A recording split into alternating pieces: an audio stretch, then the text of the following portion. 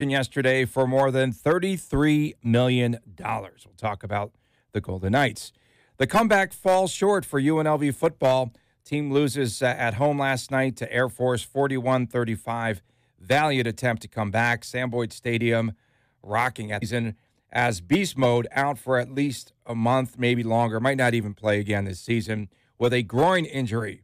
And the Las Vegas Lights have a new head coach. It is Eric Wynalda, the former U.S. national team member and a color commentary analyst for Fox Sports 1. Coming up on today's very busy show, three-time Olympic gold medalist Kerry Walsh Jennings will be joining us. She'll be telling us about this weekend's Pro Beach Volleyball Tournament happening at the Las Vegas Festival grounds. UNLV tennis head coach Owen Hambrook, he'll preview the Las Vegas Tennis Open. It starts on campus today. He'll join us live coming up shortly. And former middleweight champion Fadoz Fernando Vargas will be stopping by live in the 9 o'clock hour, and we'll be talking about the upcoming Battle of the Badges boxing event happening November the 3rd. Good friend Eddie Ramirez from Local 872 will also be with him. You can't roll your R's either, clearly. No, I tried to do it on the Facebook show, and he just said, yeah, nice try. Gringo? Don't even do it. Yeah, gringo. I think he said gringo. Exactly. We got a couple of them in here today. Yeah. Tony Cardasco, John Castanino, welcome aboard. Matt Gutierrez is out in the desert somewhere. Haley Brooks with a day off. Jason Toktajian is with us, the producer today, and Sonia Schlobaum on the dials. And she's really upset and feisty today because they misspelled Purdue in the system, in the audio system. So she's really fired up. I think she's rather spicy today. Clearly, they don't care here. Clearly, I mean, they spelled it. She said they spelled it like the chicken, Perdue, like Frank Purdue. Mm-hmm. Gotcha. Yeah, she's feisty. Maddie running in Tough Mudder this morning. Tough Mudder this morning, yes. Why didn't we get a live shot or get him on the phone here? I mean, we could get him at, He's not allowed to carry his phone. lap 3. I think he just started. Oh, that's right. I think he's just off and running. So maybe he'll have an update if he. What's his injury of choice? Yeah, exactly. Knee. Like the knee. Could be knee. The knee's going to something. Pulled muscle. Yeah, he'll join us by the end of the show. Mm-hmm. We are brought to you by Michael Westra Allstate, 702-435-4211. And brought to you by The Pint on Charleston and Wallapai. And they've got Bad Beat Brewing's garbage idea to put a team in the desert beer. Yeah, the beer joins us live in studio. IPA, New England style. Hoppiness. Your favorite word. Hoppiness and prevails. Fruity. Yeah. Only available. Fruity hoppiness. Only available at Bad Beat Brewing over on Eastgate Road near the Valley Auto Mall. And we'd like to welcome our newest sponsor to the show, the Laborers Local 872. The men and women building the new Raiders Stadium and the new Summerlin Ballpark. We'd like to thank them, the men and women of the 872, for all their support right here on Sports Adrenaline. And special thanks today to the Southern Nevada Toyota dealers. 4 awesome locations to serve you. Finley Toyota, Centennial Toyota, David Wilson Toyota, and Auto Nation Toyota, the Southern Nevada Toyota dealers. Now, let's get to business. Let's start off, John, in the knighthood. Okay, excellent place to start. And that's the end of the segment. Yeah. Oh, yeah, I'm sure. We have a lot of acknowledgments. Nothing to talk about with our only Major League franchise in the city. The Golden Knights at home tonight, right, John? They take on Pacific Division leading Anaheim. The Ducks out to an early roll at 5-1-1, and VGK looking to get to 500 on the season. Well, it'll be a good time for the Knights to establish itself as, and maybe it could be one of those good spots again for VGK where the Ducks necessarily don't take the Golden Knights as seriously as they should, right?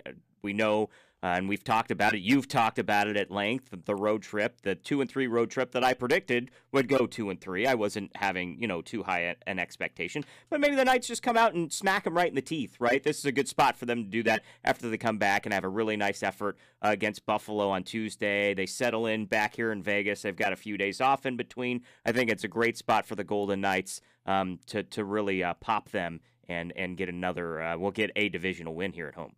The Golden Knights with that easy 4-1 win over Buffalo on Tuesday night. Storyline, Marc-Andre Fleury. Why does this guy never get the number 1 star? Like he pitches a shutout and, okay, Fleury will be the number 3 star. Like who does the voting here? So Fleury, he recorded his 407th career win, now tied with Mr. Goalie, Glenn Hall, for 10th on the all-time list. Not too many difficult saves, right, John, for the Flower in the last game against the Sabres. He let up that goal with under a minute to go. The Golden Knights spent most of the night in the Sabres zone.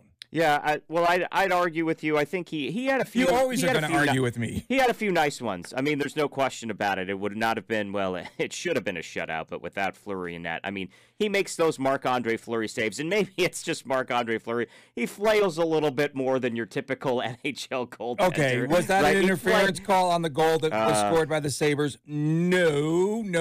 He flopped.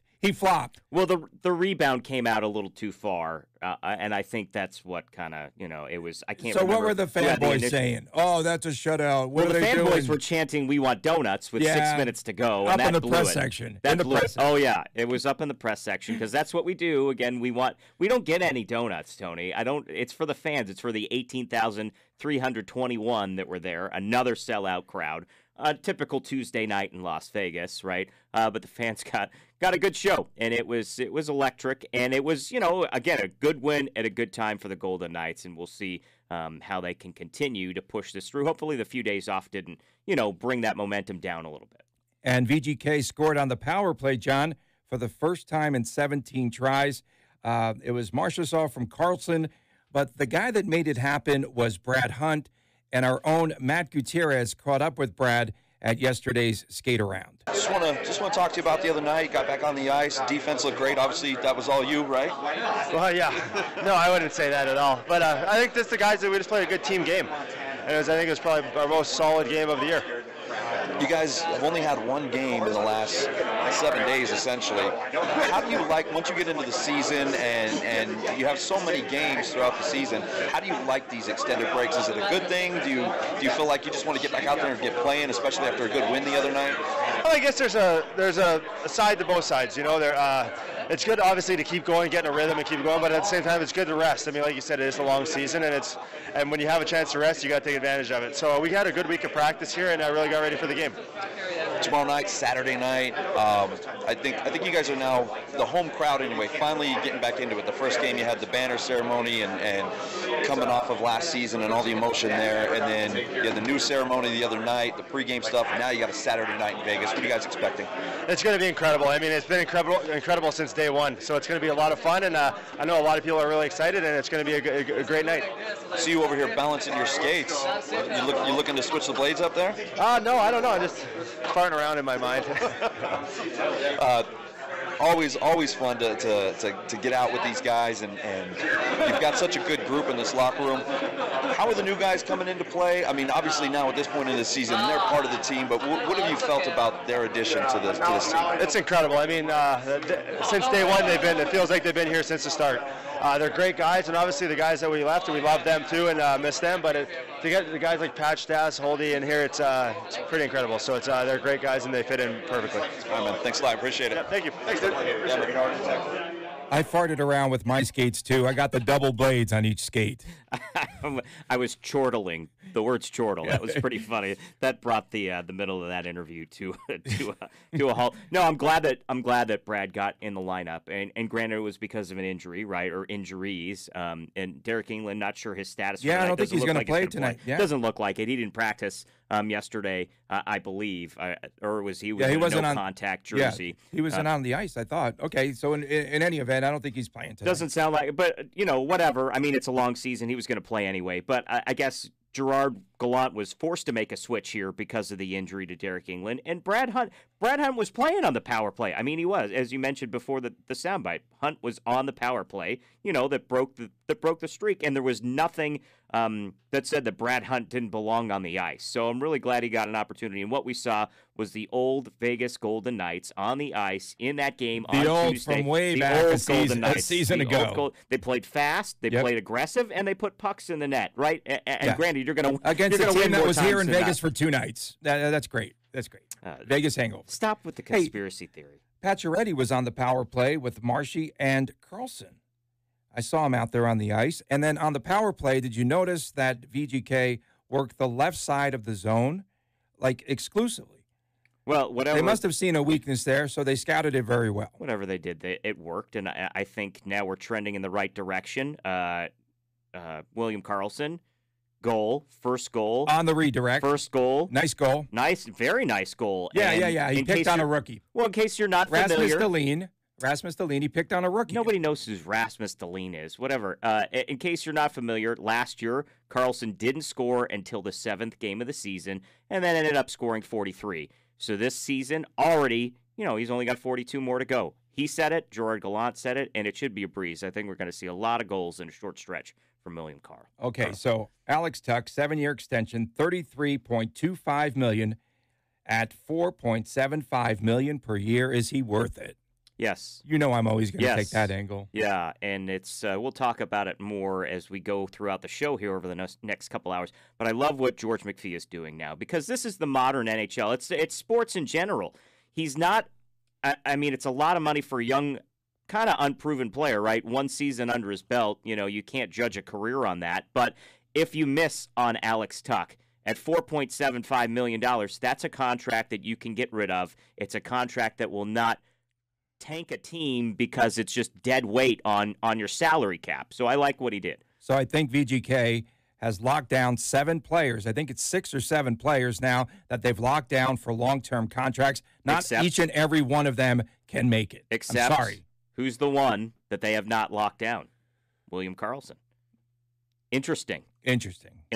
Maybe they're working on a deal with Karlsson as we speak. That 1 year, $4 million. I think that's just to get through them. I think it's a little sketchy. The negotiation started. Yeah, but to put all your eggs into like one basket, and I know you have a nucleus, but it's a little scary. It's frightening to me. I agree with you in that sense, Tony. But again, it's the modern way that sports is working now. Know that number. It's a consistent number for 7 years. You know what you're going to work with, and it's not a number that balloons at the end, and you're not taking a risk where 2 years down the line you're going to have to sign him to $7 or $8 million.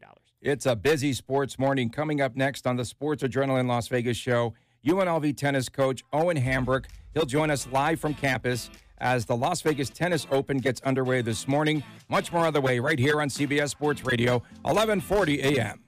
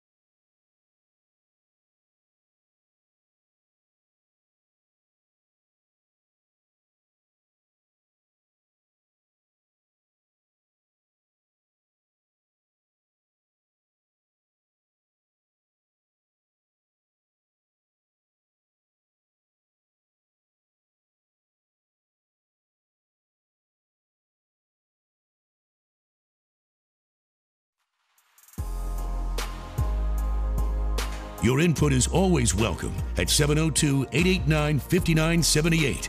You're listening to Sports Adrenaline with Tony Cordasco, John Castanino, Matt Gutierrez, and Haley Brooks.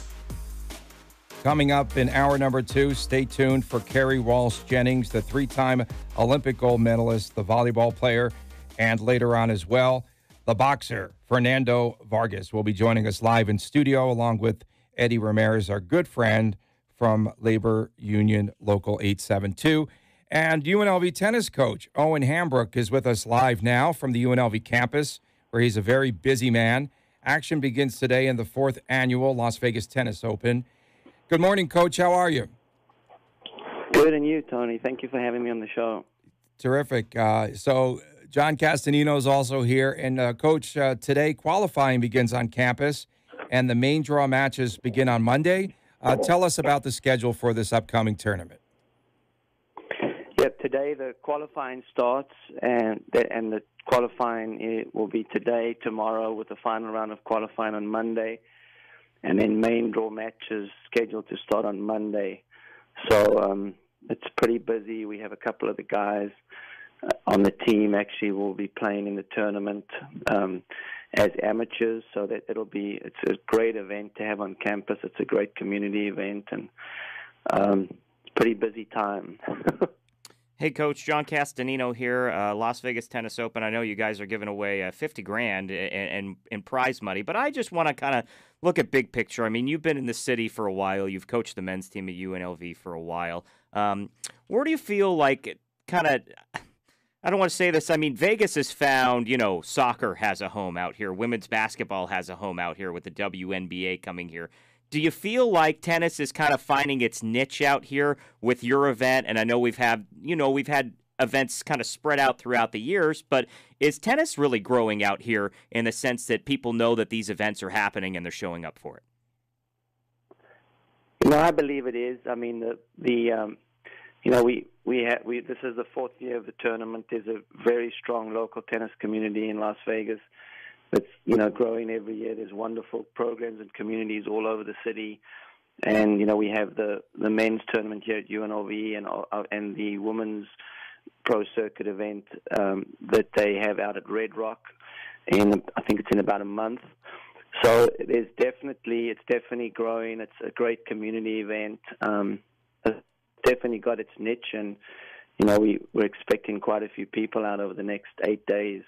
And, Coach, I mean, what do you make of just kind of the sports scene in Vegas in general? Again, you've been at UNLV for a minute, so you've seen really what's been happening out here for the past couple of years. It's got to be phenomenal, not only for the city, but I would think that it kind of trickles down, right? When sports is big in Vegas, there's got to be a benefit to you and the tennis community out here in Vegas.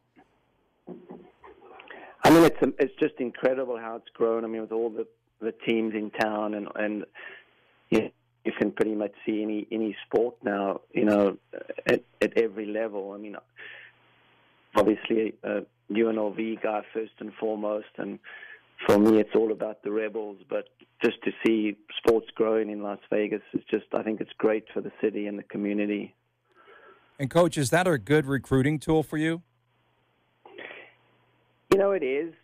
Definitely helps. I mean, I'm not sure the exact number, but there are multiple programs, other Division I college programs that actually will have a challenger tournament played at their facility. I mean, I know just off the top of my head, Tennessee, Illinois, Florida State, Ohio State, to name a few. In fact, there's a lot of, quite a few college teams that have actually brought players out to sign in for the qualifying. So a lot of teams are playing as amateurs and a mix of pro events in the fall, which is, the college tennis is definitely a very good pathway to professional tennis for, the elite players, and that's why they're doing it. So it definitely helps. It's a good recruiting tool, but, I think Wake Forest brought 6 players out just to this event. Owen Hambrook is our guest, the UNLV tennis coach. And, Coach, 20-year-old Stefan Kozlov returns to defend his title, the Floridian. He spent a lot of time here in Vegas, I guess. Gil Reyes, Andre Agassi's former trainer, has been training him. He is really intent on coming back to defend his crown. Yep, he's back in town. He wanted me to go skydiving with him, but I just don't have the time. Well, I guess that's all you need to know about this guy, yeah. That doesn't sound good for a tennis player to be doing that. No, there's no look, clauses, nothing you have to sign. Yeah.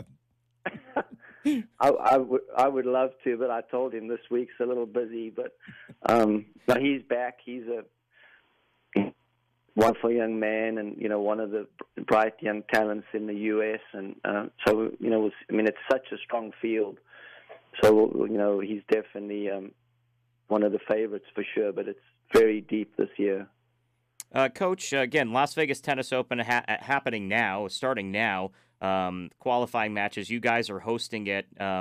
And we talked a little bit about how it raises your profile at UNLV, but tickets are really cheap for this thing. I just looked it up. $11 to get in. Is that right? And I mean, if anything, it's a beautiful day outside. Do you have people, Coach, that just kind of hang out there all day and enjoy this weather while we got it here in Vegas? Well, it's actually free admission until Friday next week. Oh, okay. I'm looking at next week's prices. Yeah. Yeah, and then Friday it's actually, it's very, ticket prices are very, very, reasonable, and it's all through UNLV tickets, and so it's definitely a great event.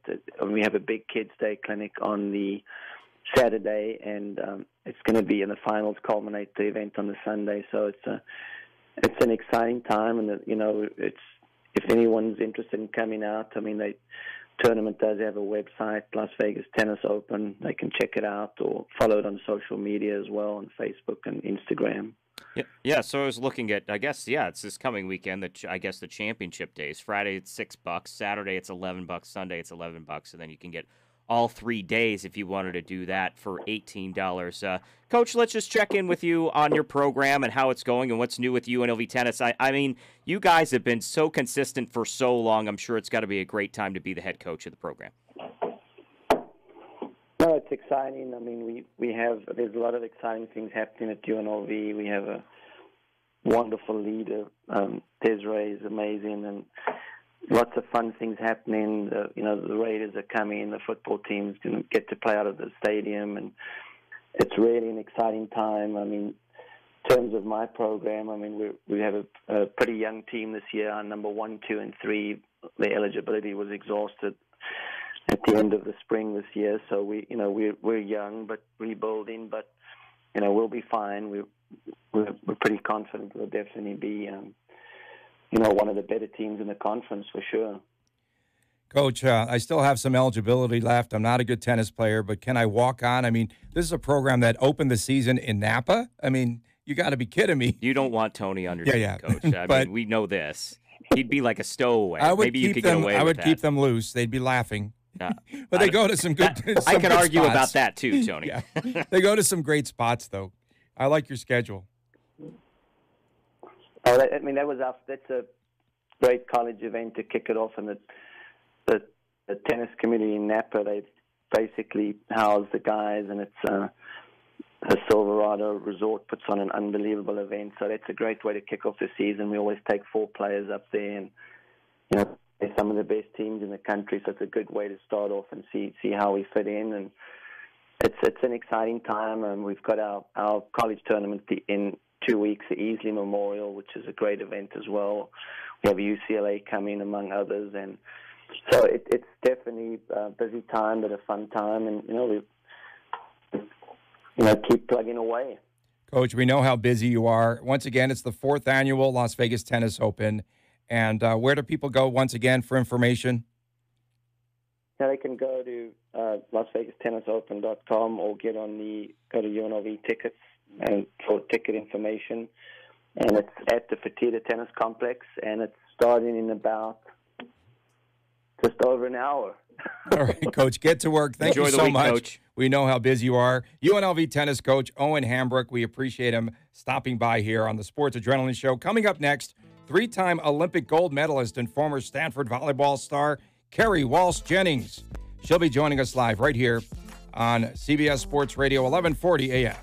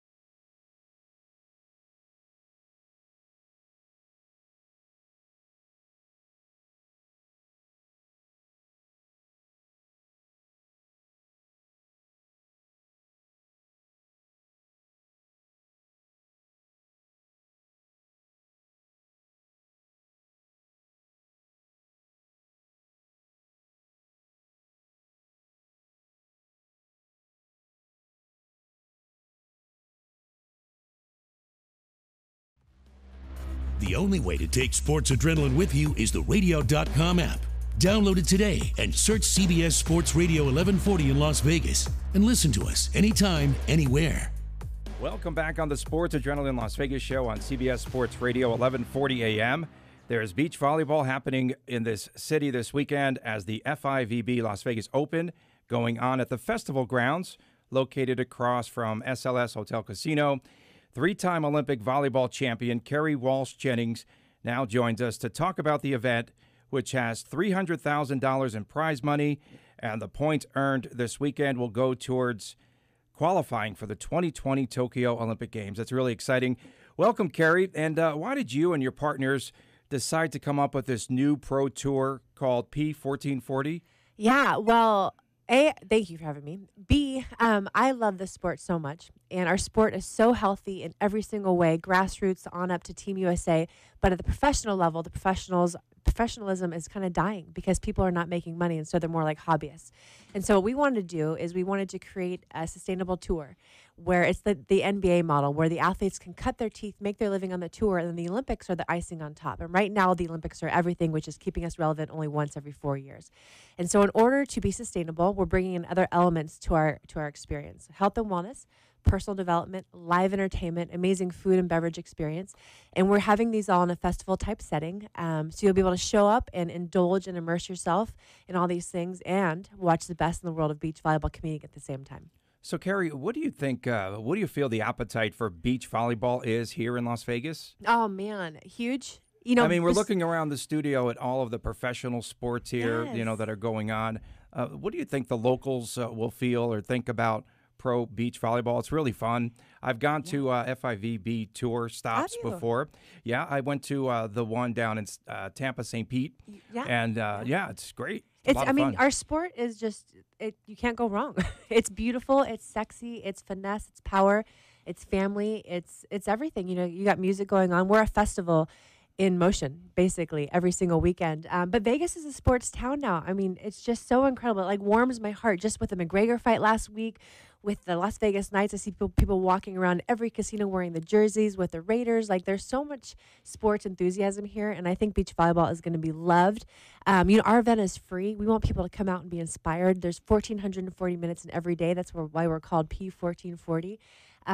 But we are super family friendly. The sport is inspiring. There's so much opportunity in it, and we want to just show the world what we're all about. And Vegas is a great place to do that. Man, you've been a winner on every single level. I go back to your 2 national championship teams at Stanford, and then obviously the 3 Olympic golds. And we always say 3-time Olympic champion, gold medalist.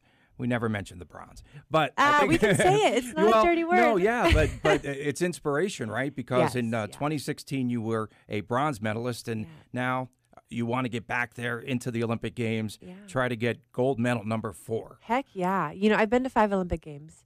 My first Olympics was in indoor volleyball. It's been an amazing journey that I've lived my life in quadrennials. Now that I'm a mommy of 3, my husband, Casey Jennings, who actually grew up here in Las Vegas. Where did you go, Clark? He went to High School? Clark. Yeah. Superstar. He played, I think, volleyball and soccer there. We have a ton of family out here, the Welsh family, Casey's cousins, my cousins. So it's really a homecoming here. But, the sport has been so good to me. To qualify and to win my 6 Olympic Games will be incredible. I have a new partner, Brooke Sweat. She's been there. She's been tested. She's proven. We're starting to manifest right now. This weekend, or here, in Vegas, is an Olympic qualifier. 2 years out from the Olympic Games, we are qualifying. So everything counts. It's going to be super intense. There's prize money online, which is amazing. We're live on ESPN2 on Sunday. But mostly it's about the Olympic points, because in order to win gold medals, you got to get there. And so the journey starts here in Las Vegas. Kerri Walsh Jennings is our guest here on the Sports Adrenaline Las Vegas show. So your partners, I go way back to the days with Misty May Traynor the first time. Yes. Okay, Yeah. and then Nicole Branna, and then April Ross, and now you switch partners again. When do you know that it's time to switch partners? And who typically initiates this? I guess that you have that new partner, Brooke Sweat. Yeah. You had a little bit of a falling out with AVP, but how do you decide when it's time to switch partners?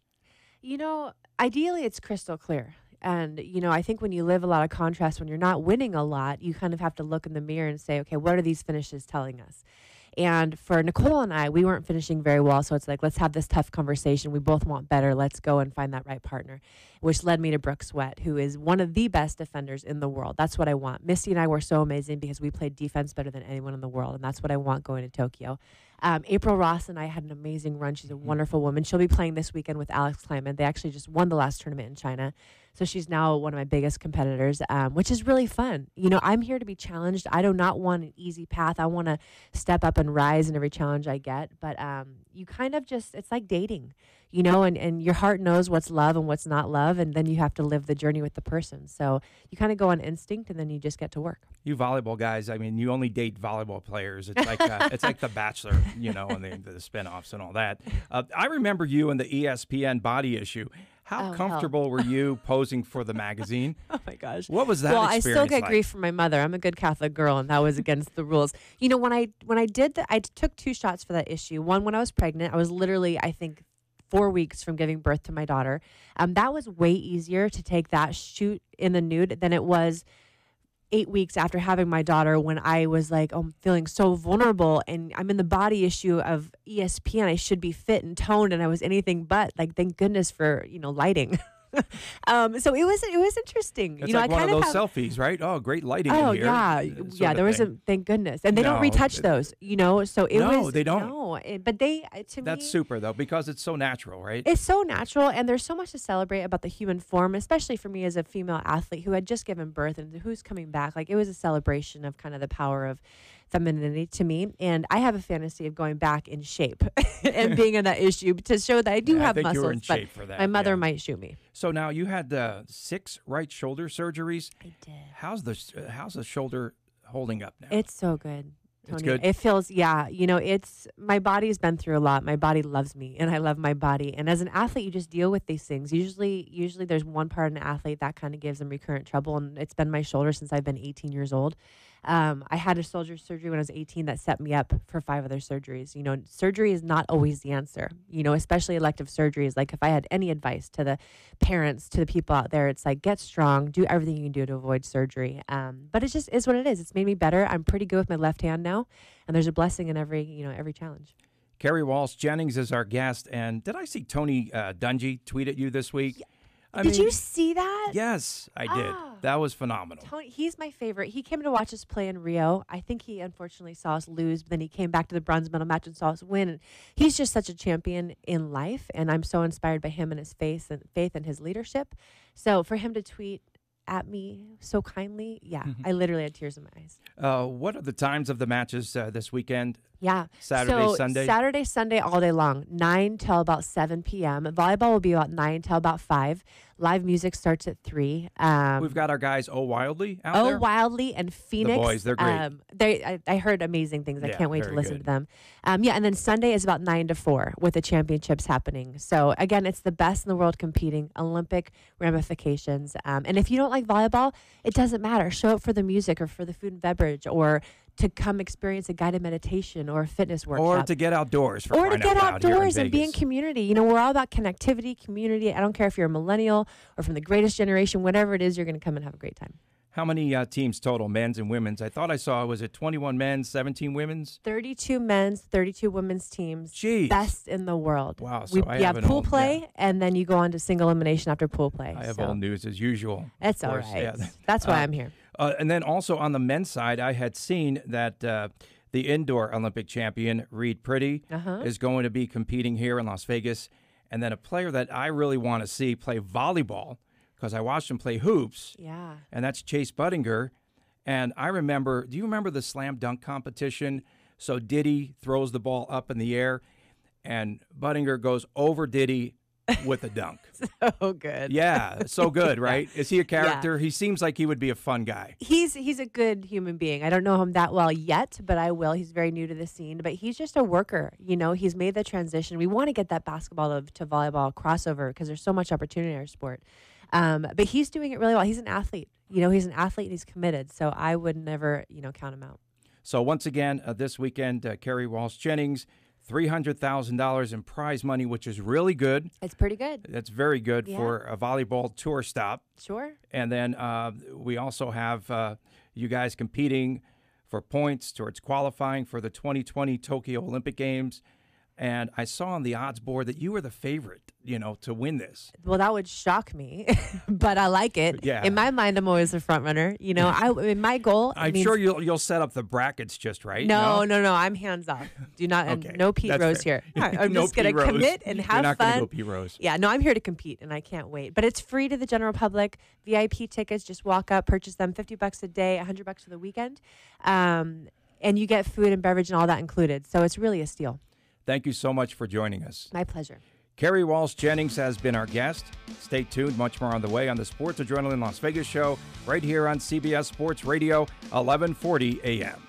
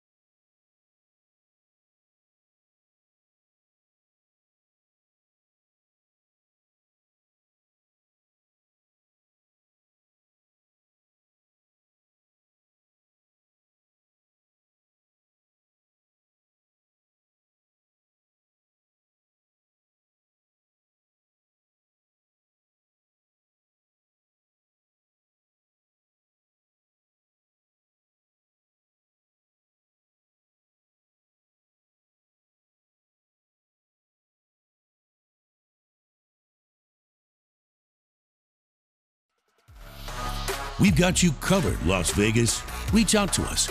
Tweet at Adrenaline LV. Find us on Facebook, Sports Adrenaline LV, or call us now at 702-889-5978. This is the Sports Adrenaline Show on CBS Sports Radio, 1140 AM. Thank you again to Kerry Walsh. And coming up, he's in the house already. Second hour, you won't want to miss it. El Ferdo's Fernando Vargas. Your R was a little bit better at that time. The Battle of the Badges. Coming up today at 4 o'clock, we've got Purdue, Ohio State. That has been moved exclusively to radio.com, so tune in on the app. And then right here on 1140 a.m., Dodgers, Brewers, Game 7 going down the Brew Crew. Good one. It's going to be good. It's going to be. I don't know. I'm so excited. Tony, for I don't Game know 7. who to cheer for. I don't like the Dodgers, and I don't like the Brewers. No. We're company guys. Yeah. Remember? Okay, we love the Dodgers. Yes, the Dodgers we love play the Dodgers. right here. I love Dodger Stadium. And here's one for you. On next week's show, live right here in the big chair, John Taffer. John Taffer is going to be coming here. in. He's coming in. And we're going to, you know what? I really do want to play, he's from Bar Rescue. And I'm a huge fan. I really do want to do the spinoff, Las Vegas Sports Radio Rescue. Yeah. Like where we need it. You need it. No, not for this show. No, you need it. No, for some of the horrible shows that go on out there. Come on. You need a makeover, maybe a shave, new listen to this wardrobe. guy. Although you're wearing your Golden Knights gear today, which is just stunning. No, this isn't Golden Knights. This is Golden Misfits. Fanboy. They're misfits just like me. Fanboy. And they overpay everyone. 7 players now, locked down. No. And if one of them, two they're not of them, three of them overpaying. go Maybe sideways. overpaying early, Yeah. but, I wouldn't say overpaying is. Why are we yelling? A couple of right way to Italian phrase guys. it, yeah. So, UNLV football Air Force last night. We can yell about this game if you want to. The Rebel comeback falls short. Oh, that's how you're going to frame this one? Yeah, the Rebel comeback falls short. Fell short. How about giving up scores in the first 7 drives to Air Force? Okay. How about that? We could do that, too. Yeah, I don't want to play that in. Okay. No, it was 41-21. It was homecoming night, and you were mad that the homecoming king blocked you on Twitter. Yeah. Why? Do you want to get so the homecoming king? That's Brandon more important than the game. Boy, he should be thrilled. I'm even mentioning his name on the air. He's one of my students at UNLV, so he wins it. And now here's the thing, Kay. I'm like the dad, right, to my students and if these guys want to be professional journalists, clearly I'm a prime example of that. Tony may not be, but you've got to act professionally on social media. So I follow them on all their accounts. And these kids, because they're kids, they don't put the most appropriate things on their social media pages, so I call them out on it. Like, what are you doing? And they block me. So that's it. So he won Homecoming King. I took a picture with him. I wanted to tag him. Couldn't tag him because I was blocked. Not appropriate. Late in the game, UNLV had the football. They started a drive at their own 28. They put together a decent drive. They got some help from a pass interference call. It was 4th down at its own 27, the PI on Tylee Collins. And then eventually the Rebels give up the ball on downs. And for UNLV, they come back in the game trailing by 20 points after they led at halftime. But the second half, that defense was like a sieve, and the quarterback for Air Force just absolutely scorched UNLV. I was shocked. I have never seen an Air Force quarterback throw the ball 11 times. He completed his first 9. Yeah, and Air Force hasn't thrown for 200 yards all season, and they did it against the UNLV defense. Team getting beat one-on-one, and it's hard to frame that properly. Air Force does not pass the ball. These receivers do not go out and make big plays, and they were burning the UNLV secondary all game. Yeah, UNLV in that contest last night, Lexington Thomas, 20 carries, 108 yards. They used him almost exclusively.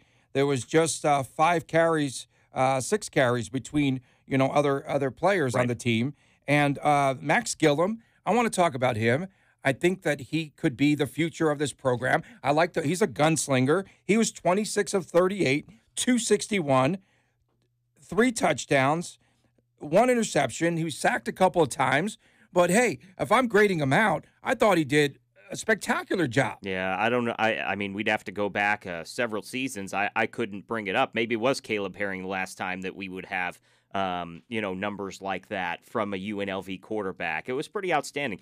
Now, he didn't run for anything. I mean, he moves when he has to move, so this was clear. I mean, he's clearly a pocket passing quarterback, and he's more comfortable. So I was impressed with the performance by Gillum, not impressed with the defense at all. And this is their, they've given up 150 points, right? Is that what it is? In 3 games. Over 3 games. I mean, it's pretty brutal for Tim Skipper. He came out pretty well, and now these last 3 games have been a pretty big disappointment. But I go back, Tony, and we were in the press box for this. The first drive of the game, it's 3rd and 1. UNLV has the ball. They start with the ball because they want to get on the the UNLV runs an option play on 3rd and 1 against the number 1 option team in the country. And it's just like, they never saw it before? Yeah, that was quite a shocker. It's just, and that's the stuff that really makes you scratch your head about how the game planning is going. I mean, I don't know what else to say. There's a lot of head-scratching moments. That was certainly the first of a few in this game. It's great that they came back, but you're talking about a team that, you're going to have to stop on the ground, and then all of a sudden they changed their game plan. They've got to adjust at halftime. They didn't do it. They had to make a late rally. They get close. They cover the spread, but, while the score doesn't indicate it, I don't think it was as good a showing as it should have been from the Rebels in this game. Yeah, and Dalton Baker, 18 tackles, and he plays too shallow. He's 7 yards off the line of scrimmage, 7 yards for your safety. And he was coming up in run support, but what was I saying? Hey, they could pick him apart if the guy decides to throw the football. Lo and behold, they start to throw the football because everything was just too shallow, too tight. You have everyone in the box at 7 yards depth. Yeah, it's just a head scratcher to me. Again, it's a close score, but this one defensively just doesn't look good. And now you're talking about Armani Rogers potentially coming back in a couple games. Does he come back? He won't come back. No, he told CBS last night that he's not going to be coming back. Okay. Well, because you can't go and get a medical red shirt, apply for one, if he comes back. So that's that. His season's done. Okay. His season's absolutely done. Because I was going to say, you might have to adjust for quarterbacks again. You turn from a run offense to a pass offense, back to a run offense, but luckily, at least they don't have to deal with that. Now they know who they are, and that is a quarterback that can throw it a little bit. And that massive crowd of 17,000 plus was gasping after the quarterback, Isaiah Sanders, got loose on the final play of the game and could have headed for pay dirt to cover the point spread. Yep. And he slid. Mm-hmm. So that was that. Stay tuned. More on the way. Hour 2 coming up. Count on a union with a legacy known for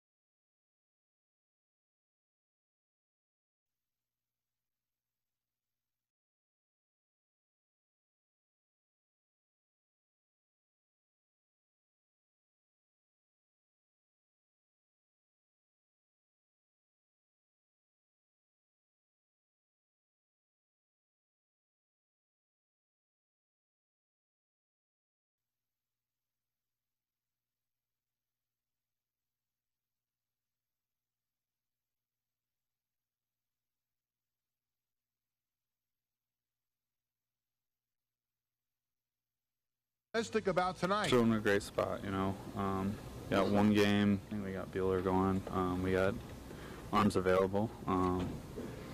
We've been in this situation before, so for us, it's one game take all. Pitching matchup tonight: Walker Bueller against Ulish Tassin. First pitch 8:09 Eastern, 5:09 Pacific. Winner to meet the Red Sox in the World Series. Red Sox manager Alex Cora telling WEEI that Chris Sale will start Game 1 on Tuesday at Fenway Park. Former Yankee and Marlin manager Joe Girardi has reportedly withdrawn his name from consideration for the Reds managerial vacancy. College football tonight, number 5 LSU hosting number 22 Mississippi State. LSU head coach Ed Orgeron sizes up the opponent. We have a tough Mississippi State team coming in, out physicals us last year on both sides of the football. We still have that taste in our mouth. This is a very good football team. Led by Nick Fitzgerald, one of the best quarterbacks we're going to see. LSU head coach Joe Moorhead says it's going to be fun going to LSU. I'm excited that they got the line markers marked off every 5 yards. I think that's pretty cool, and you don't see that very often. Here they got a tiger down there that's pretty neat. But I hear, to me more than anything, this is, the great thing about college football is the passion of the fan bases, particularly in this conference, and I hear. They're as good as any, and they get fired up, and they get after you, and, they're into the game, and they're going to make it a challenging atmosphere. So that's, I think that's what things I'm most excited for. Kickoff tonight, 7 Eastern, 4 Pacific.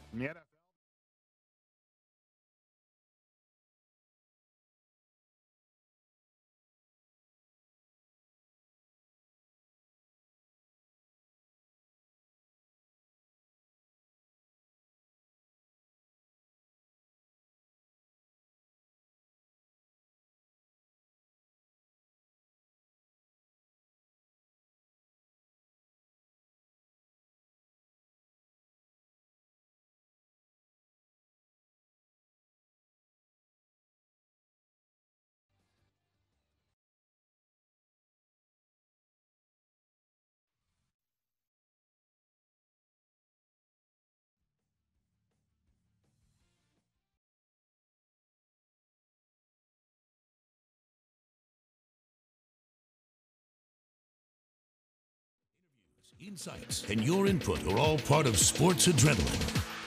Here are your hosts, Tony Cordasco, John Castanino, Matt Gutierrez, and Haley Brooks on CBS Sports Radio, 1140 AM.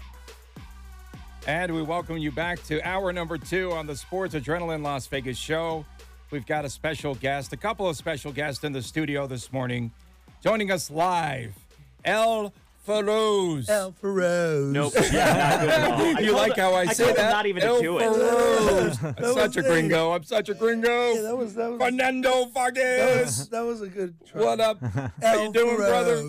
Eddie Ramirez. Or El Feroz. Eddie How's Ramirez, it going? You're in the hood, too. Well, thank you for bringing me on. It's always a pleasure to see you guys here, and we're looking forward to this opportunity to talk on the radio. Yeah, we've been seeing each other quite a bit lately. Way too much, right? Yeah, it's great. It's great. It's good to see everyone. I don't think it's way too much. No, it's good. Yeah, it's great. Yeah, and your guys are here to talk today about the upcoming El Fernando Vargas Foundation Benefit Battle of the Badges happening Saturday, November the 3rd at the Plaza Hotel downtown.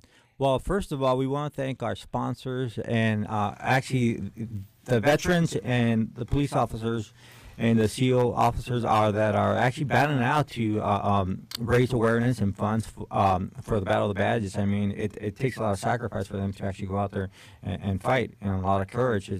Boxing's not for everybody, and you got to be in tip-top shape, and that's why we got Fernando Vargas training. And not just that, but these guys, a lot of them didn't know a lick of boxing. They couldn't. Some of them couldn't punch their way out of a wet paper bag with knives. But you know what?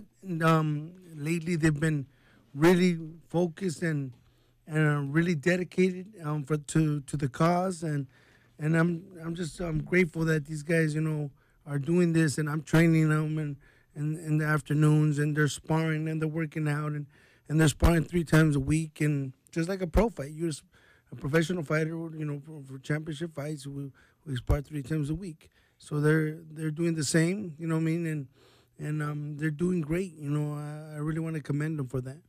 Hey, you can get on board out there if you'd like to ask a question of our guest here, Eddie Ramirez, and also Fernando Vargas. 702-889-5978, 702-889-5978. And we're also live on the radio.com app.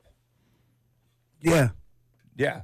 So call them up. Dial them up. Yeah, call me now. I want to talk to you guys, definitely. Yeah. What do you want to talk about? Whatever Boxing? whatever they want to talk about. You know what I mean? It's not about me, it's about them, right? Right. Well, our event's November 3rd, and it's going to be a great event. It's a star-studded event. Actually, we got a lot of special guests coming in. We got Floyd Mayweather Sr., Golden Boy Promotion. We got Frankie J. the singer. We got James Tooney. Tony, I'm sorry. And Mikey Garcia. Lights out. Which I think he's a 3-time world champion right about now. Austin Trout.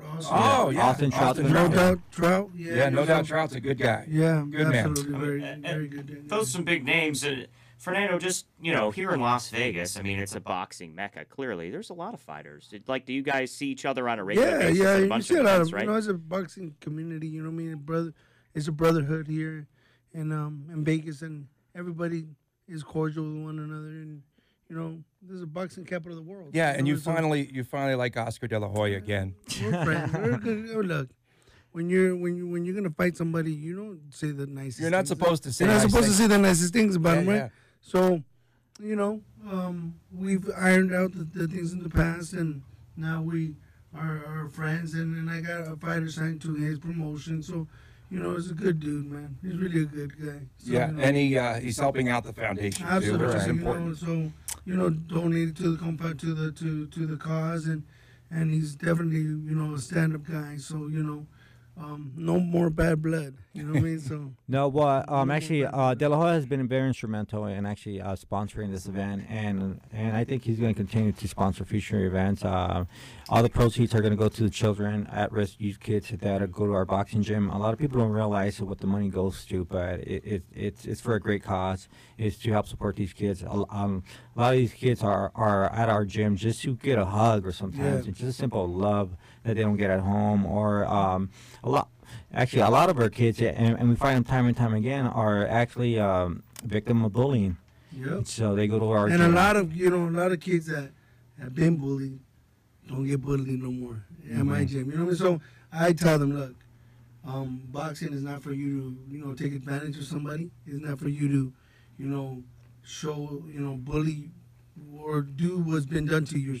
You know what I mean? Because if you're being bullied, all of a sudden now, because you can fight now, and then you learn how to box, the sweet science, that means that you got to go into disrespect and beat up people for no apparent reason. If you need to protect yourself, you protect yourself at all times. Eddie, I'm sure when you guys are putting this event together, I'm sure the boxing community kind of snowballs, right? Somebody hears about it, and then one guy hops on board, and then another one. Is that kind of what it was with this thing? Yeah, we're actually promoting it at every boxing gym here locally, but we're getting a lot of support out of the California boxing gyms, out of San Diego specifically. We do got fighters coming out of San Diego to box our fighters here. And I got our money on the Las Vegas fighters, so... No question. In San Diego, you guys better be ready, because, there's also going to be for some Las Vegas fighter, servicemen and women, noble servants that are going to be fighting each other too. So here, against each other, that's, here in Vegas. But we are going to bring people from San Diego, and we're going to whoop them. Yeah, I got to ask you a question. We did our Facebook Live show the other night, and Randy Couture was tuning in. Wow. So what's going on there? Couture,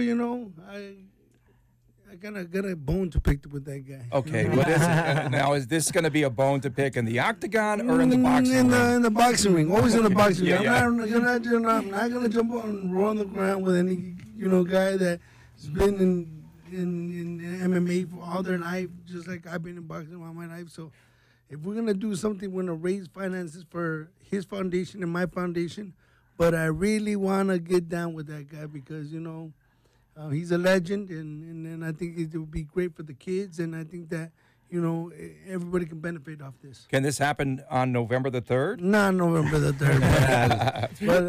but it can happen in the near future. Now, Eddie Yes. Ramirez, I have to ask you, so I think it's an interesting story on how you met Fernando and started to support his gym because your daughter is now into boxing. Well, yeah, the way I met Fernando, actually, my daughter had been watching, I guess, Rocky for a week, and I've been investing a lot of money and time in soccer all her life. So I thought she was going to end up in soccer, but I'm a strong supporter of my daughter, whatever she does, whatever she wants to do.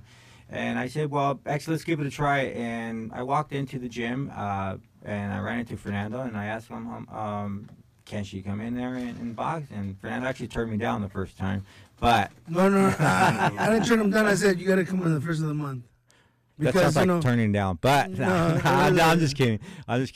So as soon as he said, well, come back at the first of the month, he turned around and said, just go ahead and start. You know what I mean? And then our relationship blossomed. Yeah. And I saw an actual need. A lot of people don't realize it's different for us to talk about it, but when you're there and you're witnessing all these kids that are coming in for bullying, and some have been physically or mentally abused, it's our obligation as a human being to actually give back to them and to try to give them the proper tools for them to succeed. I don't believe it's somebody else's problem. It's our problem as a community. So I think this is our mission in life, at least it's my mission in life, to make sure that every kid has a fighting chance. Well, I think both of you can answer this. I was bullied a lot as a kid. Not that we're getting all psychological, but I was the small guy, right? Yeah. And the small guy gets picked on all the time. And I wish there's a lot of small boxers out there that did really well and had great careers. Talk about how their confidence really raises. These kids get raised up and they feel great about themselves, right? Not just in the aspect of fighting, because, you are going to learn how to fight at my gym, right? Because, that's where we are, a boxing gym, right? But the confidence that, because we merged with MVP, another nonprofit, which is Randy Couture's nonprofit for veterans, and they help us with the kids for tutoring at my foundation. So, the kids are not just gonna get boxing training, but they're also gonna get tutoring to help them in schools. And a lot of kids, come from low resources, and they cannot afford a tutor. They cannot afford somebody to help them with their homework after school. So we have little Frankie that was not passing, and couldn't read 100%, and now he's reading, and his confidence and his self-esteem level is just through the roof. And you can't put a price tag on that. Yeah. You can't. Yeah, amen to that. Well, and if it takes about 2 months to actually get them to build their confidence level. Mm-hmm. Yeah, it's weird to actually see a young kid that's shy, that can't even stare you in the eye, that's looking down all the time, and all of a sudden you give them the proper tools to defend themselves.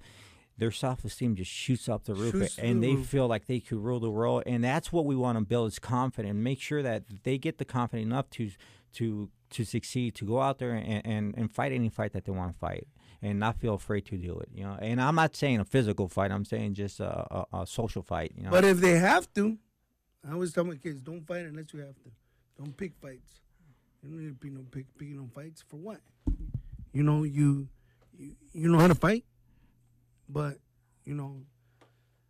that's something that you have to really guard, because you don't want to go out there and always showing off and you want to beat everybody's butt because you can. That's wrong. You know what I mean? So, if you need to and you need to put somebody in their place, you do that.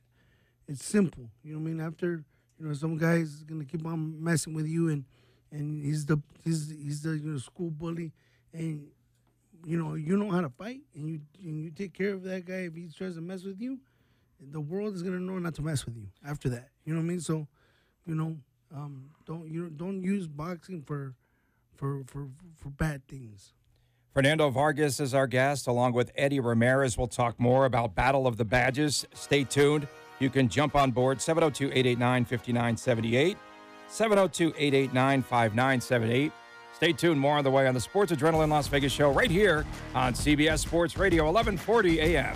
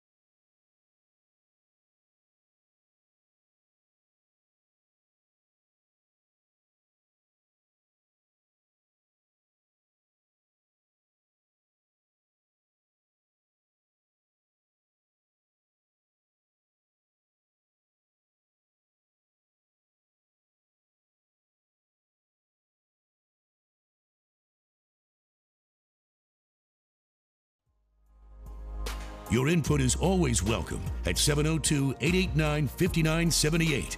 You're listening to Sports Adrenaline with Tony Cordasco, John Castanino, Matt Gutierrez, and Haley Brooks.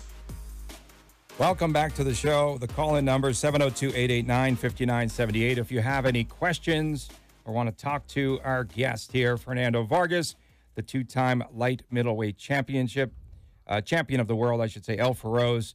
And all right, three-time too, because three-time I'm gonna come my. Everybody counts their belts. Over me? Yeah, no, the IBA, the IBA, you know what I mean? Because everybody counts their own, even other belts. So I'm gonna put three-time, baby. All right, we'll give you three. And Eddie Ramirez is here, also from your foundation. And I wanted to ask you a boxing question, and we talked about this on the air the other day, right? So you won the IBF championship at the age of 21. So what would you today? Youngest junior middleweight champion boxing history, 21 years, 5 21, years. Yes. And what would Fernando Vargas today tell your 21-year-old self? We talked about this on our Facebook show, and I thought it was pretty interesting. Well, I would tell myself, don't start drinking.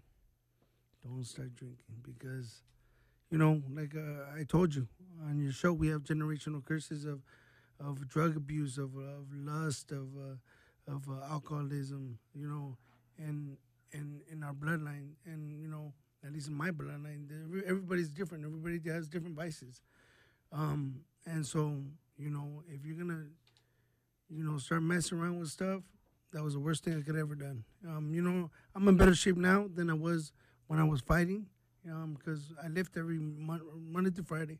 I don't lift on Saturday, Sunday. No, that's overdone.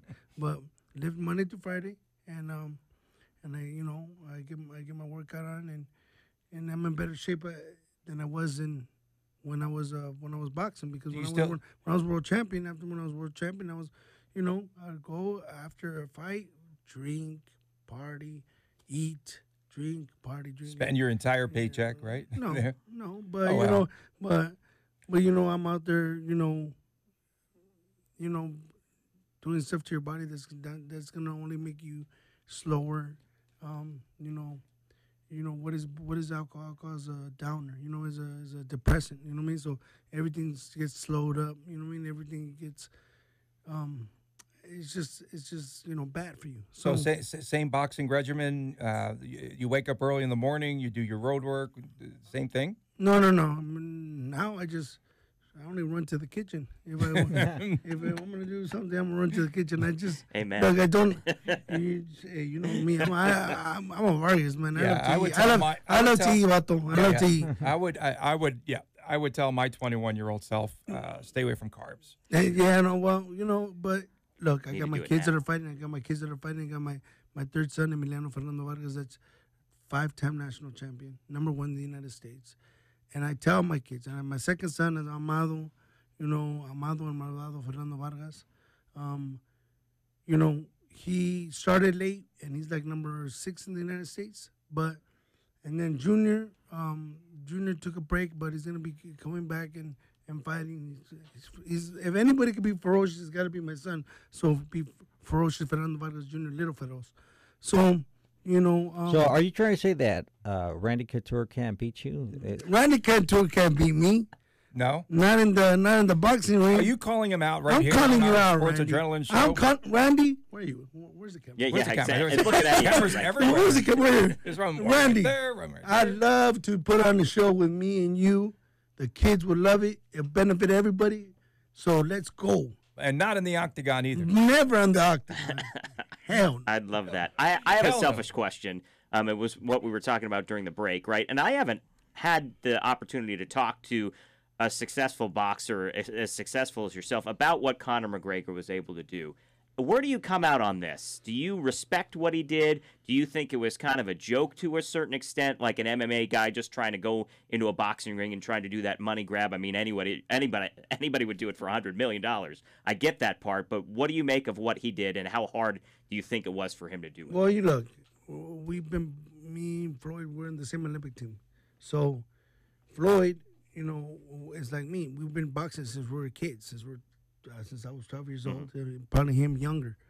And you're gonna go in there and fight the best fighter of this generation. And you know, you're an MMA guy. Me, at first I said, this guy's not even going to land a punch. But, you got to give it up to Conor for what was able to do. Fight, unarguably the best fighter of this generation and he was able to do good. But you got to understand, like I said, we fight 36 minutes. You're in the octagon for 15. This is totally different. This is not, the type of condition you have to have for this is not, like it is for MMA. We have to, we spar 6, 8, 12, 14 rounds, with 2 different guys, 3 different guys that are fresh, to get ready for a professional, for a world championship fight.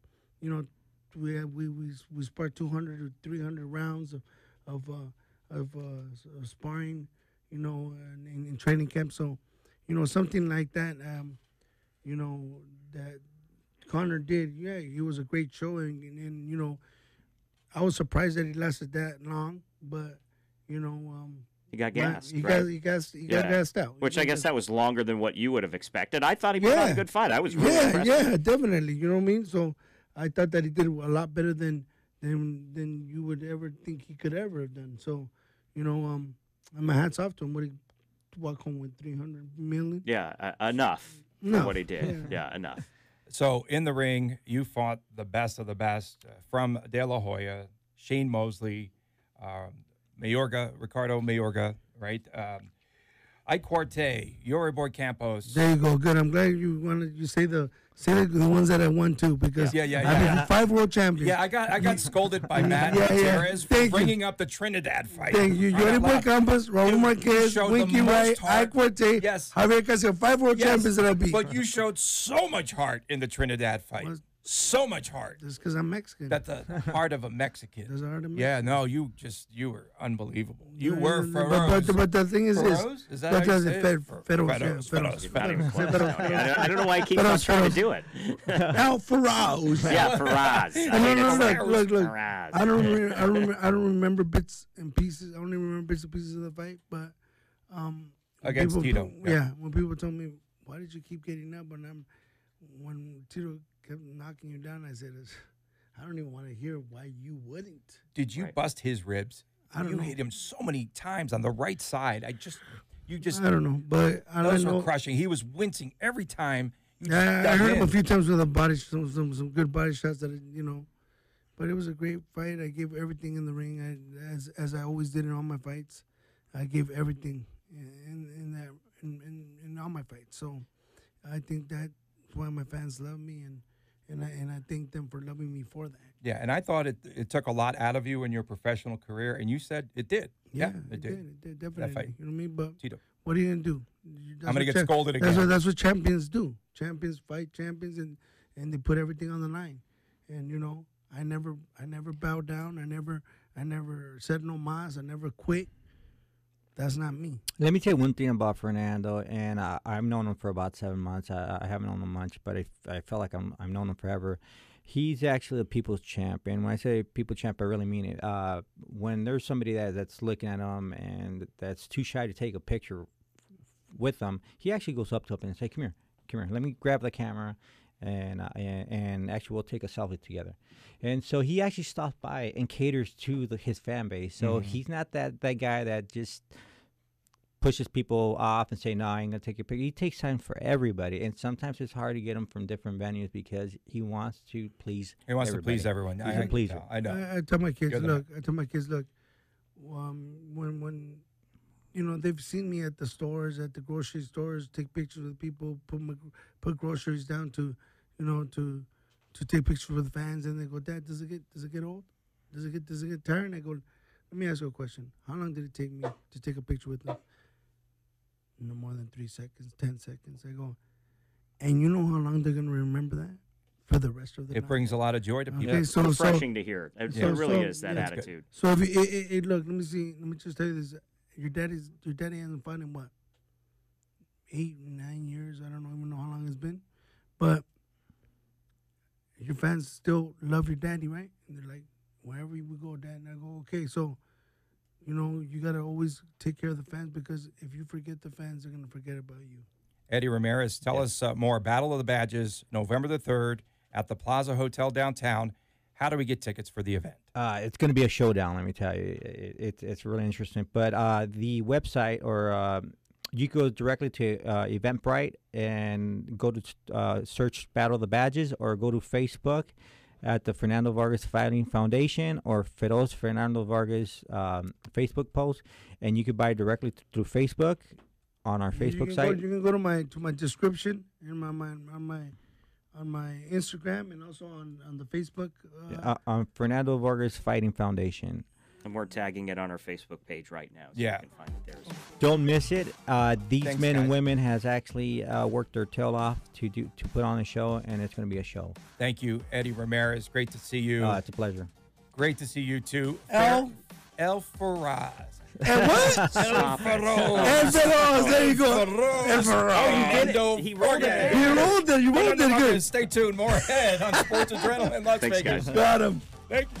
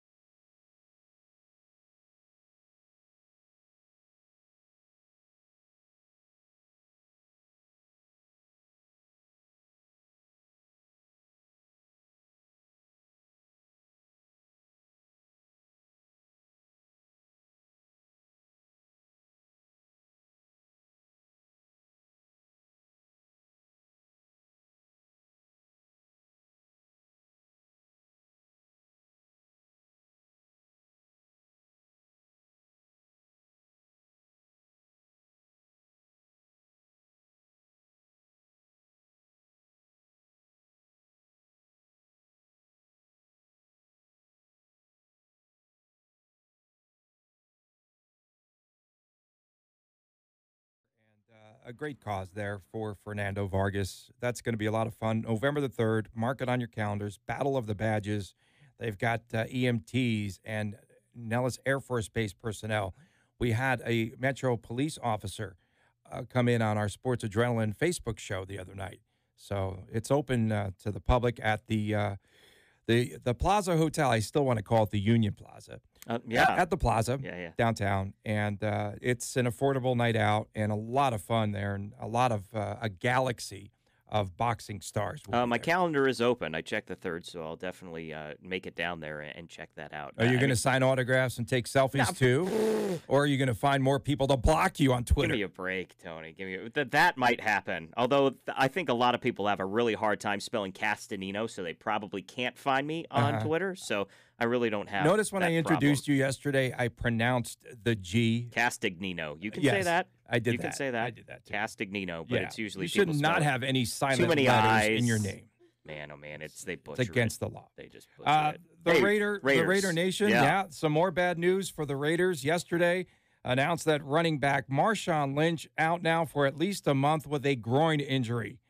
Lynch, 90 carries, 376 yards so far. What I've been hearing is that he's really not fitting in with his team. He's about had it. This might be the last time that he's had a carry. He'll have a carry in the London Fog there last week. You know, he's been among the league leaders this season once again. In the yards after contact category, there's still Jalen Richard, Doug Martin, DeAndre Washington on the depth chart. But where do the Raiders go? Let's talk about the loss now of Marshawn Lynch. Well, I mean, the question is really, I feel like it's a lost cause now, right? It's 1-5. I mean, you're 6 games in. Unfortunately, I think the Raiders have shown what they are, and that's a team that's been underperforming, that's inconsistent, that isn't winning the battles on the offensive or defensive line, that can't put enough pressure on the quarterback. The only really lone bright spot has been Marshawn Lynch, and I think he was 3rd in rushing, right, coming into that game against Seattle. What a atrocious game that they played in London. And Derek Carr's been so inconsistent that you can't say, well, he's put up good numbers. I mean, he hasn't clearly been leading his team to victory. So I think this is more of a, fan disappointment than anything else. Does Marshawn Lynch come back this season? Does he come back next year? I think those are the questions that I have. I mean, because wins and losses here at this point really don't matter. And John Gruden this week telling the media that the Raiders will not tank games. They will not tank games to get a high draft pick. He said, we don't wake up at 4 a.m. to tank games. Right. Well, that's what that's what Gruden's going to say. I mean, that's the kind of coach that would never give up or say anything negative or he's the typical football coach, right? And we know this. I'm not saying anything earth-shattering here, but there's no way that he would ever say anything negative. And I know he wants his team to give full effort out there, but it's game planning, right? And it's like the Lynch situation. Do you get him back as soon as possible, or you just say, hey, let's play some other guys here? I mean, I don't know what John Gruden's doing here. You have these aging signees that you have. Cromartie not playing well at all this season. You let Derek Johnson go, right? They cut him. I just don't know what the vision is here. I mean, you fill me in. Well, we're trying to figure out the pieces, and I would definitely tank right now because it seems as though it's a lost cause. The Raiders, before the trade deadline, which is coming up on October the 30th, a lot of speculation about Amari Cooper. I think he's the number one choice to be traded. I would have to think that he's going to be the top choice to be traded. The concussion that he suffered last week maybe puts things a little damper on that and puts things on hold. I know my Jetsies could definitely use a wide receiver, but there's a lot of teams that are looking. And the guy that really, I'll tell you one thing. At the start of the season, it was a love fest between John Gruden and Derek Carr. Not so much right now. Yeah. I don't think that Gruden believes that this will be the quarterback to lead them to the future. And I really do believe that he's not off limits to be traded. I'd have to really believe right now that Derek Carr could be on the trading block. Yeah, if Matt were here, he'd probably say there's no chance. But I agree with you, Tony.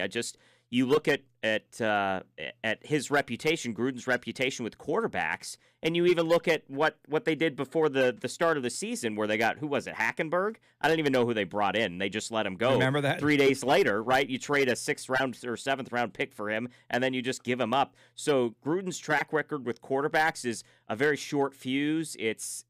So I mean, if he works it out with Carr, great, but there's a 50-50 chance in my mind that this doesn't work. So you're right. I mean, he might be a guy that's on the trading block here. And Derek Carr is getting battered like David Carr. Yeah. He's getting battered. I mean, sacked 6 times last week, hit 10 times, injures his left shoulder.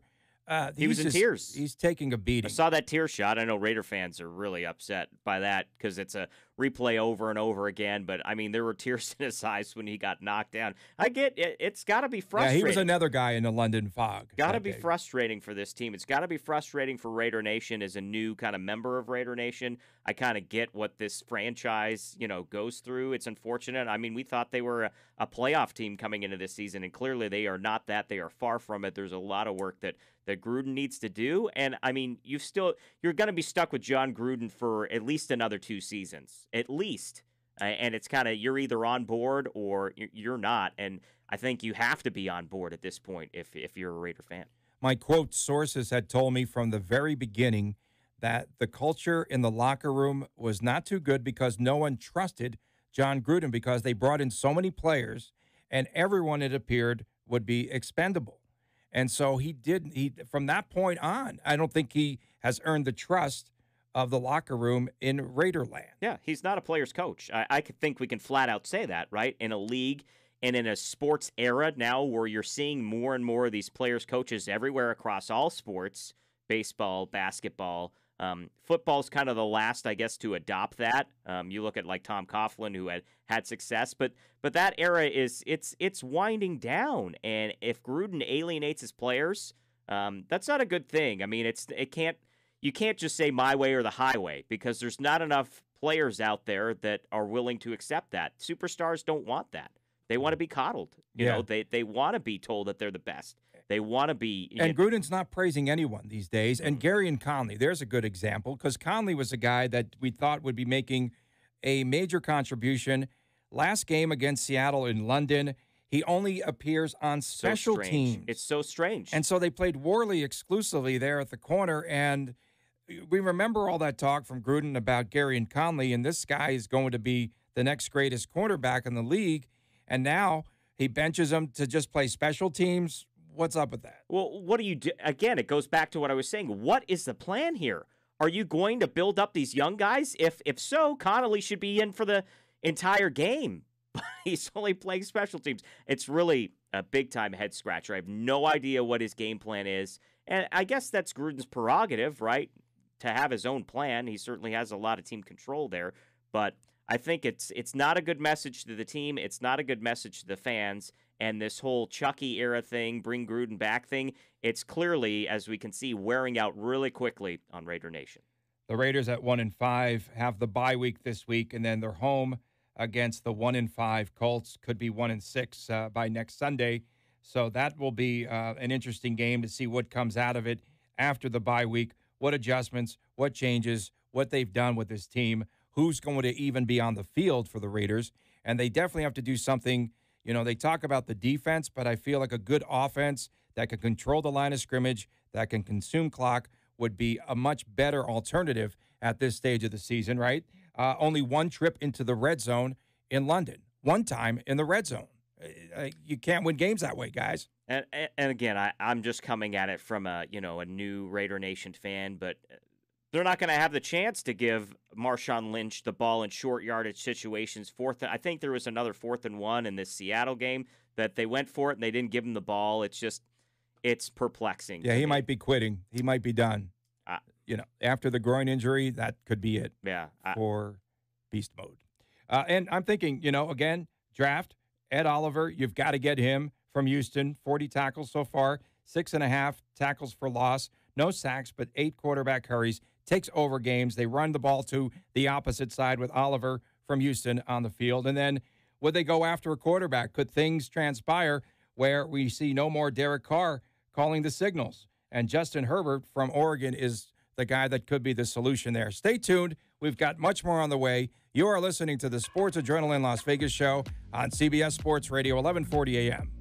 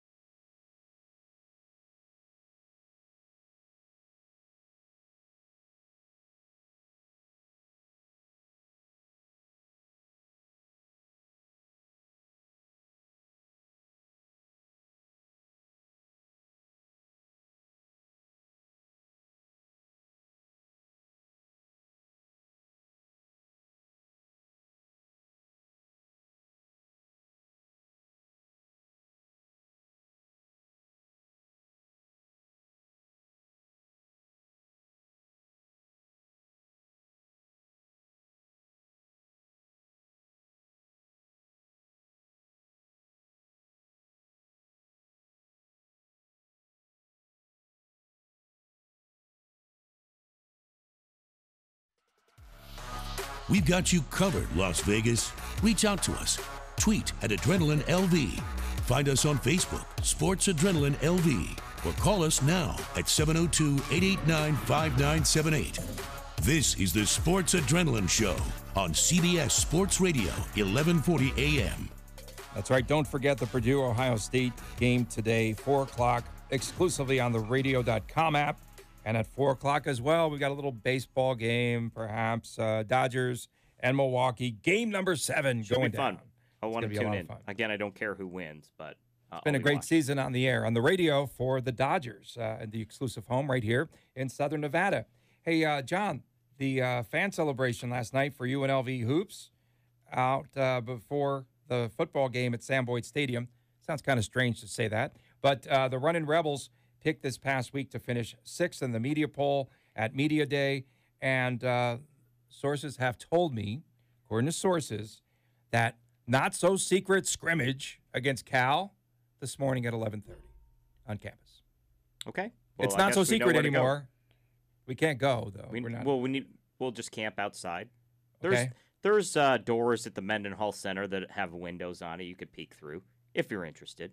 So I'll do that. No, the event at Sam Boyd yesterday is unique, and I credit the administration at UNLV for thinking outside the box, right, and trying to use the platform of homecoming to hype up the basketball program, because right now, let's be honest, there's not a ton of hype around it. It was intimate. Maybe a few 400 or 500 people showed up. It was fun, though. They did the red carpet. They had the smoke. They had the fireworks. They did typical UNLV. So I liked the event. It was nice. It was a good event. I Well did done. like it. I think the pinnacle, though, was when you had the other downtown event and Derek Jones Jr. jumped over 3 players and Zimmerman was there, and they had a dunk contest where the players could actually dunk and make dunks. That was like peak UNLV. That was one of the best events I had ever seen, and hopefully we get back to that one day. Sonia, what do we have? Something going on in the Big Ten today? She's ranting. Well, I know she's ready for the Purdue game early. I mean, it's college football. It's so exciting. I just wish I was tailgating. But no, so big rivalry in Big Ten sports today. Michigan and Michigan State. And so when they were warming up today, it's all on Twitter I saw, and they were warming up. And so the Michigan State was doing kind of like a Red Rover thing. They were like all lined up, chain-linked arms, walking across the field, and Michigan was just sporadically like going through them. It was really weird, like tearing them up. So then, I don't know what happened. It didn't really show because it was only just clips. They were... One of the Michigan State, because they're at Michigan State. One of the Michigan linebackers went and tore up the logo on the middle of the field with his cleat. Wow. That's a no-no. Yeah, I thought it was kind of disrespectful. I know you're rivals, but I mean... Who would have done that in the NFL? Yeah, this is before the game. This is before the game even starts, because it's an early game. You do that after the game if you're going to do that after you win. Yes, so then Sports Illustrated just tweeted out about 28 minutes ago and said that Michigan linebacker tore up the field goes down with an injury in the first quarter. That's either karma, or 2, it's like coach saying just get out of the game. Yeah, they could have just We'll keep an eye on that game. Yeah. Let's talk. Thanks, Sonia. That's good. She keeps us up to date here. Yeah, it's a good rant right there. If you need rants on Big Ten football, Sonia's your person for that. So it is game day for VGK. It sure is. And the Ducks come into town out to a really good start on the season at 5-1-1. The Golden Knights picked up 6 points last season by beating the Ducks in 3 out of 4 games. The Vegas goalies gave up about 2 goals per game against Anaheim last season. John Gibson has been on fire. But as I mentioned on the Facebook Live show, John, one scouting note, I got a little insight, a little scouting note on Gibson. Go top shelf. Just take it top shelf. The glove side, 25% of his goals he gave up all of last season. Top shelf, glove side. Top shelf, glove side. Well, maybe the Knights are listening this morning, and they'll know to go there. I'm sure they don't know it's my voice because I'm usually negative. Is that what you're trying to say? I'm sure they have better scouting than the Dasco news agency, DNA. DNA. I think they probably have better scouting, but okay. Maybe they're listening this morning, and you'll give them a tip. You know what I expect to see better from the Golden Knights is clearly the power play. They were 0 for 16, I think it was, coming into the game against Buffalo. They're the worst percentage in the NHL right now at 31st. Brad Hunt should still be in the lineup tonight.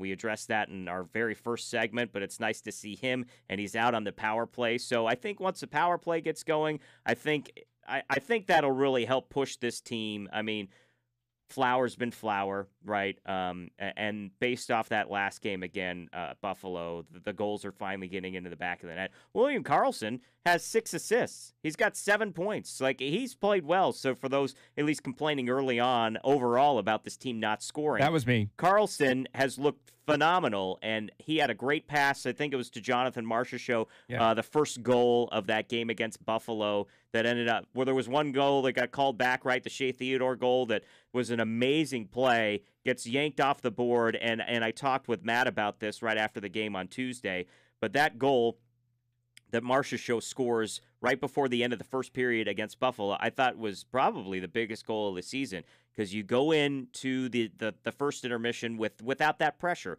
with a little bit of relief there, and now they played loose and they played fast through the rest of the game. So it really is critical for this team to score first and play Golden Knights hockey throughout the whole 60 minutes. And Lafleur was... Don't even try it. Okay, I'm not going to try that. But he went 121 minutes without giving up a goal before he blew the donut. And then, the Las Vegas Lights, new head coach named this week. It is Eric Wynalda, the former U.S. national team member who played in, 3 World Cups. Yeah, one of the most decorated American soccer players in history, could be the most. It's been all over the globe, and the Lights are promoting him like crazy. I saw some really dramatic video with him doing a voiceover. I guess he lives in Las Vegas, which I didn't know, but he's been part of this community for a while. So I don't know. He's had small coaching jobs in the past. I'm not sure why this is the one that all of a sudden pops out of nowhere, but I think Vegas will take it and hopefully. Big name. Yeah, absolutely. Marquee name, and that's terrific. They said that Landon Donovan turned down the job, actually. And so they went with Wynalda, so they're going after the big names. So they're building something special there with the LV Lights. I'd like to thank our guest this morning, Kerry Walsh-Jennings. Check out this weekend's Pro Beach Volleyball tournament that's happening at the Las Vegas Festival Grounds. UNLV tennis coach Owen Hambrook joined us to talk about the Las Vegas Tennis Open. Of course, the former middleweight champion of the world, Pharaohs, Fernando Vargas, he was here. Eddie Ramirez with him from Local 872. We'd like to thank our sponsors once again, Michael Westra, Allstate, of course, The Pint on Charleston and Wallapai, Local Labor Union, Local 872. Special shout-out to the Southern Nevada Toyota dealers. Next Saturday, John Taffer joins us live. John Castanino, it's been a pleasure. See ya. Drink, dine, and play at The Pint during the pro football season. Join us all.